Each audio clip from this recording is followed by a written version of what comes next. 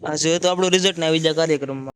તો જય માતાજી મિત્રો, આજે તો આપણા રિઝલ્ટનો દિવસ, એટલે પછી હું વિવેક અને અભય મિત્રને નીકળી જાય સ્કૂલે રિઝલ્ટ લેવા હતું. અને પછી આપણે સ્કૂલે ભેગા ને તો આપણને આપણા મિત્ર ગણ મળી જાય, અને પછી બધાને મળીને આપણે આયુષને રોનકને બે હિરકા પોઝ શીખવાડી દીધા, અને પછી રિઝલ્ટને ભૂંગળી વાળી દીધી, નીકળી જાય ઘરે. કારણ કે બસ બપોર આવવાનું છે એટલે સ્કૂલે.